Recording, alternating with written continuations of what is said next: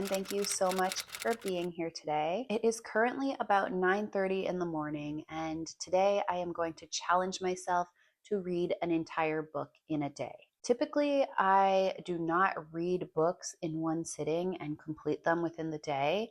I hear lots of people on BookTube and Book talk about how they can complete a book in 24 hours, and that has never been something that I can do. I do consider myself to be somebody who reads quite a bit because I do complete 80 to 100 books within a year. However, I am not somebody who is a fast reader. I am just somebody who reads frequently and dedicates a lot of their time to reading. But with that being said, I definitely don't complete books quickly. So it is going to be a challenge for me today to try to complete a book within the day. The book that I am going to be trying to complete today is House of Bane and Blood by Alexis Menard. And one of my favorite book content creators, Covers with Cassidy, has recommended this and said that it is a romantasy with a touch of Peaky Blinders. And I've heard others describe it as romantasy, but make it a mafia romantasy. And to me, that sounds very entertaining and very fast paced and like something I could get sucked into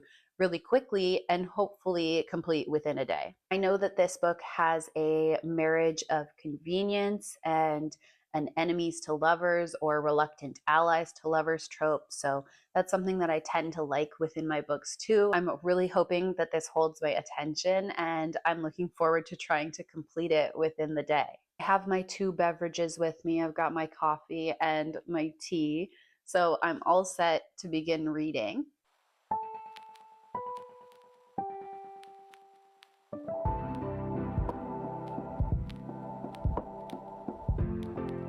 Okay, so I am 100 pages in to House of Bane and Blood, and so far it is pretty good.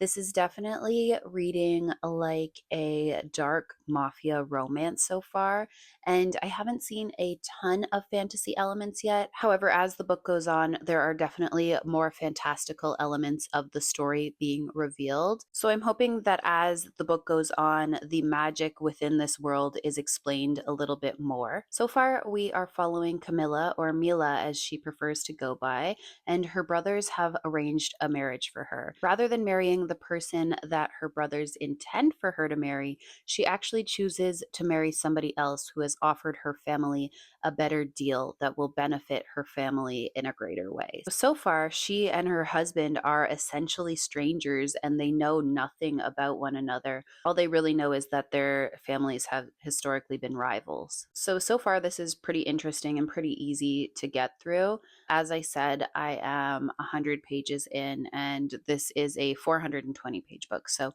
it's looking like I am on track to finish it today, but we will see. Look at how cute this bookmark is that I am using. My best friend actually made this for me, and she is super into nature, and her job actually is to educate people on different trees in the city and how important they are. And she made this for me. And this is a serviceberry leaf, which is the tree that's in front of my house. And she noticed that when she came to visit me. So she made me this personalized bookmark with a serviceberry leaf. And I think that is just so sweet of her. I always love a good bookmark as a gift.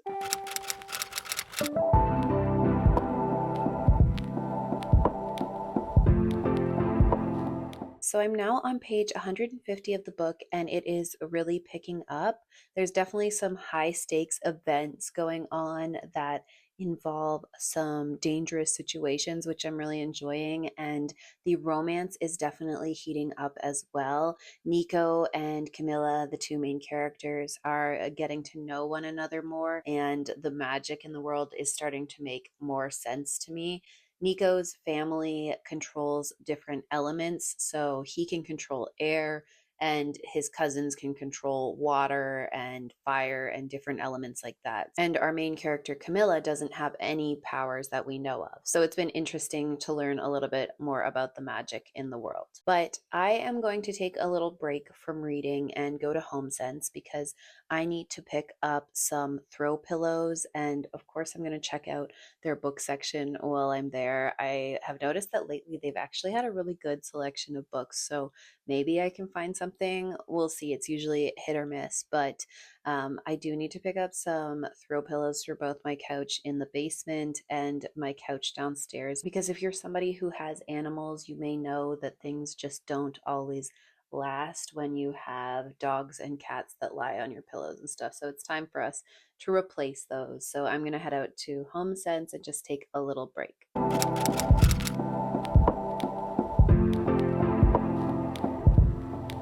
So I am back from my little outing and it was successful. I did get the throw pillows and there was quite a book selection at HomeSense. However, that is not where I got the books that I picked up.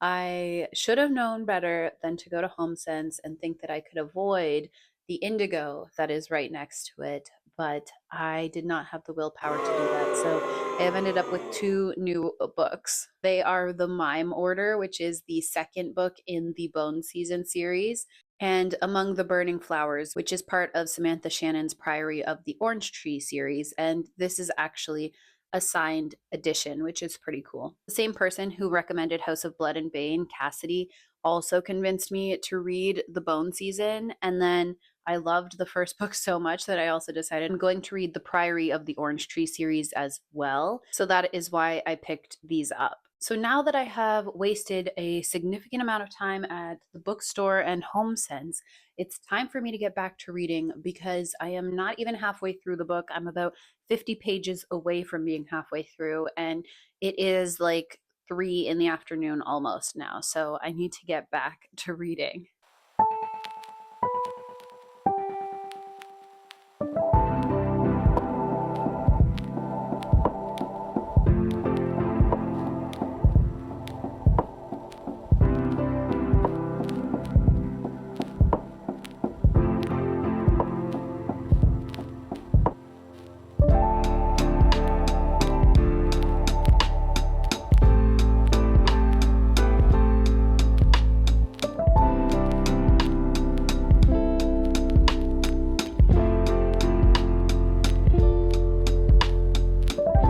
I am 250 pages in to House of Bane and Blood, which means I have just over 150 pages to go. So I am thinking that I will finish it today, hopefully. I am getting a little bit tired because the sun is starting to go down. So that just always happens in the fall and winter when the sun goes down. But I am definitely starting to understand the magic in this world a little bit more. As I said earlier, Nico, the main male character, can control wind, but he can also pause time. And his cousins and relatives also have different gifts where they can control water and fire and different elements like that. There's also some family mystery elements to this book, which I am enjoying. And I'm really enjoying the aspect that this is not an insta-love situation.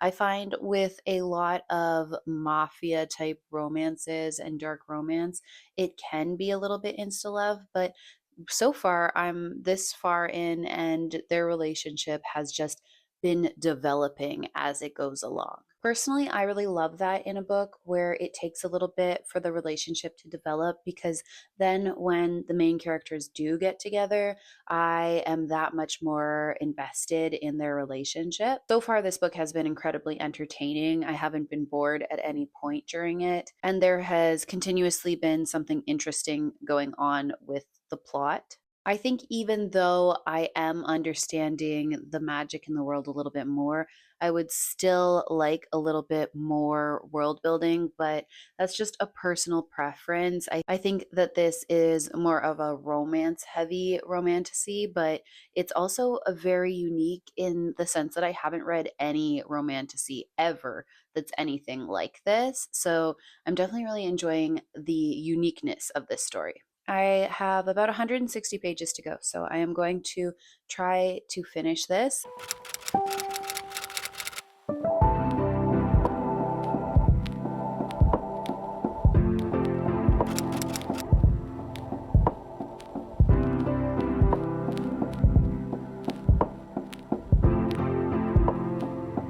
I have exactly 50 pages left of House of Bane and Blood, and I have to admit that I am getting pretty tired. I honestly think that this is why I haven't been successful before when I've tried to read a book in a day.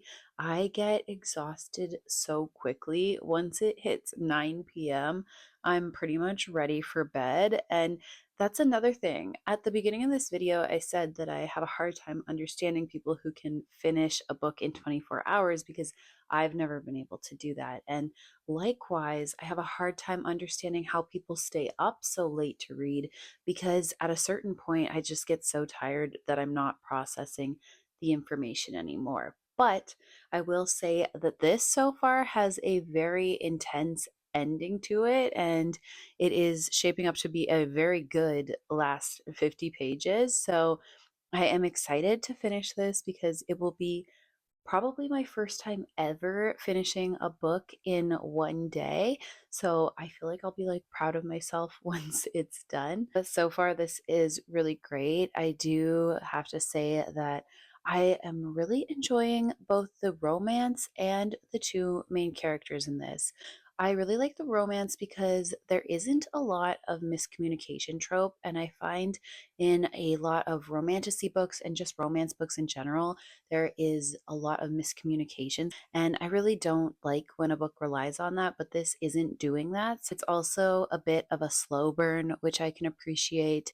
And both of the main characters are very likable in their own unique ways. Nico, the main male character, is definitely tough, yet we also see this incredibly sweet side to him. And Camilla, the main female character in this book, is very independent and very capable. They also have some really good banter, so that adds some humor at times to the book. So I would say overall that I have really enjoyed this so far, and I am hoping that the last 50 pages is just as good as the rest of the book.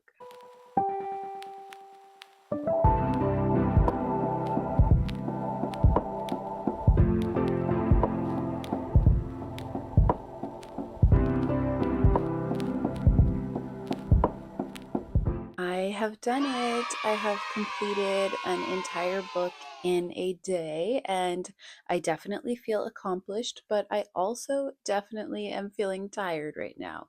So I may come back with my final thoughts tomorrow morning.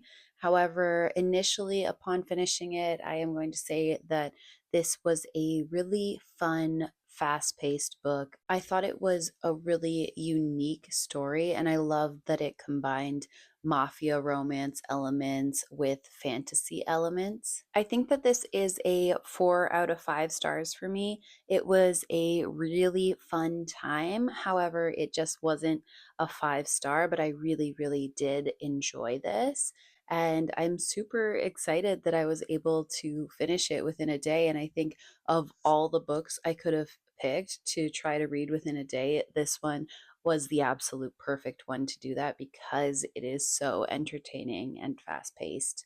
And the romance is so intriguing in it. So I'm really happy that I picked this up and that I read it. And I will check in with my final thoughts once I have had a bit of time to process and my brain has had a bit of time to rest, and I will let you know my final thoughts tomorrow. Good morning. It is the next day, and I am here with my final thoughts on House of Bane and Blood by Alexis Menard.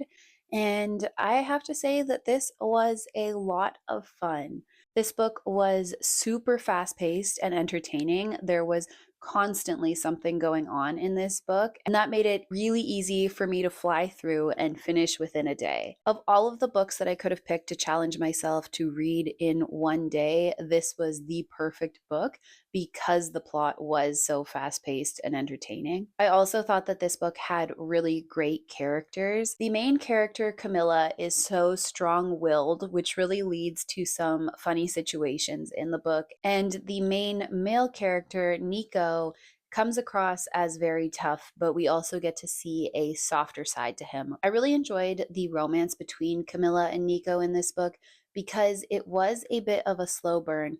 And because of that, there was enough relationship building in this book that I truly believed in them as a couple. One of my pet peeves about the romantasy genre is that I often find it is full of insta love, and I don't feel like this book did that. I thought it did a really good job of developing the romance so that the reader can be invested in it. The only thing that I wish this book had more of was a little bit more world building so that I could have understood the magic more. While there are fantastical elements in this book, I did feel like it was more of a romance leaning romantasy rather than a fantasy leaning romantasy. I would have liked a little bit more explanation about the fantasy world and the magic in this world, and it's totally possible that that comes in book 2, which I will definitely be reading. Overall, I thought this was a very fun and unique story. I loved that it combined both dark romance and mafia romance elements with fantasy. That is something that I have never seen done before, and I found it quite refreshing